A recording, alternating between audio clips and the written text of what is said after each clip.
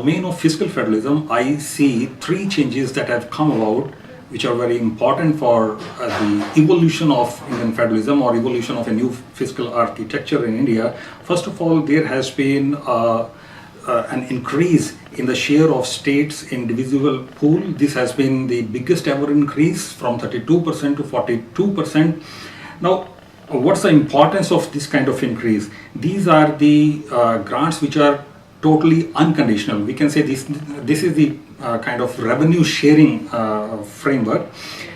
And in fact, theory tells us that the growth enhancing benefit of fiscal decentralization comes from a combination of two things, that is independent revenue raising power and credible no bailout policy on the part of the central government in the overall context of a common market. But in the context of India, there is less room for independent revenue raising power, and the credible no bailout policy is difficult to uphold.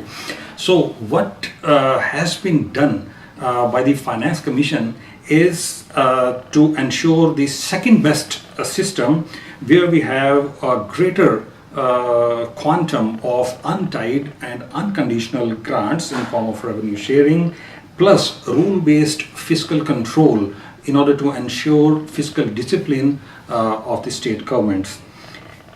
Now, this kind of change has, side by side led to reduction in the schematic, or we can say discretionary grants. This is another added side benefit of this kind of increase that has come about. So discretionary element in intergovernmental transfers has decreased, and on the other hand, the tied element, the untied element or the unconditional element has increased.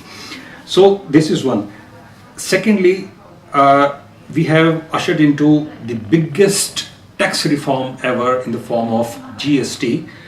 This GST intends to make India a common market, common economic market, and to do away with the kind of fragmented sales tax system we had prior to this, which was contributing toward a lot of macroeconomic inefficiencies. And the third change I would see is that the government is promoting laboratory federalism in India through its promotion of competitive federalism.